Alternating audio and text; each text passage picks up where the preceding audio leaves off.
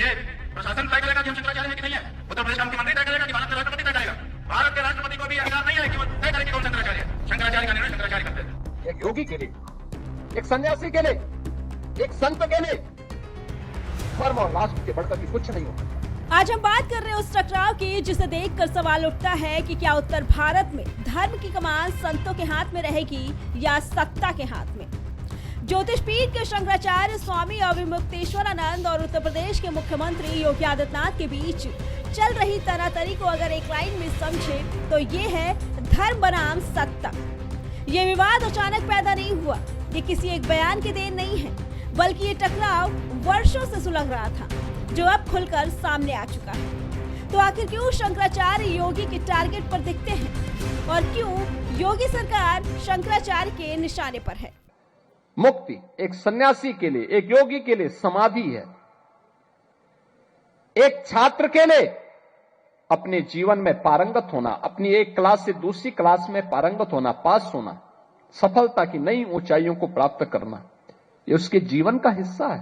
भाई अपनी राजनीति चमकाने के लिए कोई कितना भी कुछ करे, राजनीति चमकाने के लिए किया गया। जब तक मुकदमा चल रहा था राम जन्मभूमि का, कितनी बार पैरवी करने के लिए न्यायालय गए आदित्यनाथ, बता दो नाम। वकील पैरवी नहीं करता है, वकील बहस करता है, पैरवी जो है मुवक्किल करता है।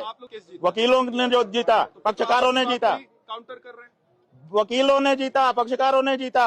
मुकदमा तो उन्होंने लड़ा, बीजेपी ने कहाँ लड़ा मुकदमा, बीजेपी कहाँ पक्षकार थी, बताओ ना। नहीं पक्षकार थी, तो फिर बीजेपी की सरकार, ये तो कौआ के बैठने से फल गिर गया तो आप कहेंगे कौए ने तोड़ दिया। कैसी बात कर रहे हो आप, कैसी बात कर रहे हो। चलिए पूरे विवाद को समझाते हैं तारीख, कारण और राजनीति तीनों के साथ। काशी 2015 जहां से शुरू हुई दरार। इस टकराव की पहली ठोस नींव पड़ी साल 2015 काशी में। वाराणसी में भगवान गणेश की एक मूर्ति हटाए जाने का विरोध हुआ। सड़क पर संत उतरे, प्रशासन ने लाठीचार्ज किया। इस कार्रवाई में कई संत घायल हुए। स्वामी अविमुक्तेश्वरानंद उस आंदोलन का चेहरा थे। शंकराचार्य के लिए सिर्फ कानून व्यवस्था का मामला नहीं था, बल्कि धार्मिक अस्मिता पर सीधा हमला था। उनका मानना है कि यहीं से संत समाज और सत्ता के बीच भरोसा टूटा। यही वो मोड़ था जहां से शंकराचार्य के मन में ये धारणा बैठ गई कि सत्ता अब धर्म को निर्देश देने लगी है और आगे चलकर यही अविश्वास योगी आदित्यनाथ की सरकार से सीधे टकराव में बदल गया। धर्म बनाम राजनीति की असली जड़। शंकराचार्य स्वामी अविमुक्तेश्वरानंद का स्पष्ट रुख है, धर्म की व्याख्या का अधिकार केवल शंकराचार्यों और संत परंपरा को है। उनका आरोप है कि जब कोई मुख्यमंत्री खुद को बड़े धार्मिक चेहरे के रूप में पेश करता है तो धर्म सत्ता की भाषा बोलने लगता है। यहीं पर योगी आदित्यनाथ शंकराचार्य के वैचारिक विरोधी बन जाते हैं। योगी आदित्यनाथ जो एक तरफ मुख्यमंत्री हैं और दूसरी तरफ गोरखनाथ मठ के पीठाधीश्वर।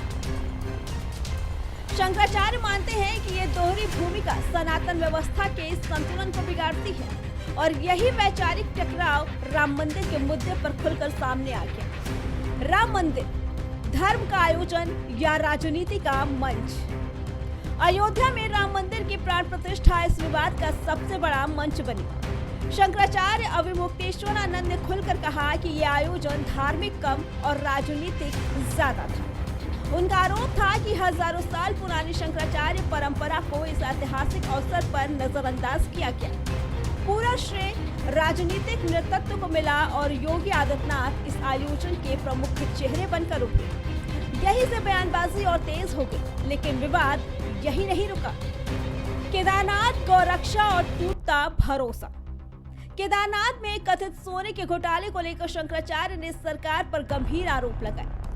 सरकार ने आरोपों को खारिज किया, लेकिन शंकराचार्य का रुख और आक्रामक हो गया। गौरक्षा का मुद्दा भी दोनों के बीच स्थायी तनाव का कारण बना।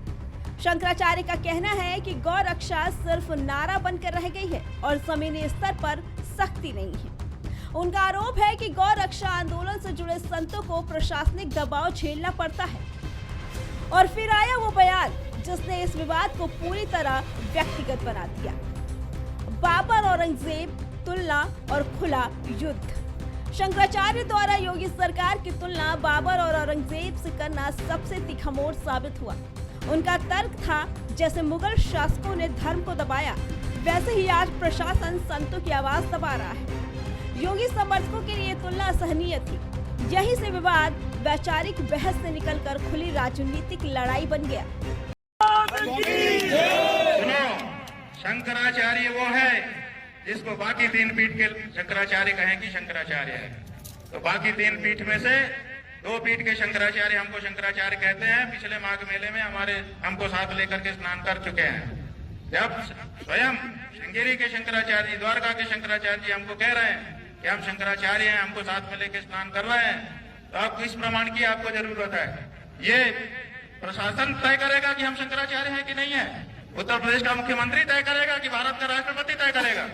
भारत के राष्ट्रपति को भी अधिकार नहीं है कि वो तय करे कि कौन शंकराचार्य है। शंकराचार्य का निर्णय शंकराचार्य करते हैं। कुल मिलाकर ये टकराव किसी एक घटना का नतीजा नहीं है। यह है धर्म की सर्वोच्चता बनाम सत्ता की सर्वोच्चता की लड़ाई। एक तरफ शंकराचार्य जो खुद को सनातन परंपरा का संरक्षक मानते हैं, दूसरी तरफ योगी आदित्यनाथ जो शासन और धार्मिक पहचान दोनों का संगम बन चुके हैं।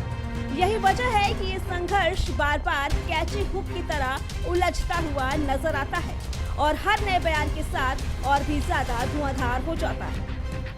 Bureau report, prime TV.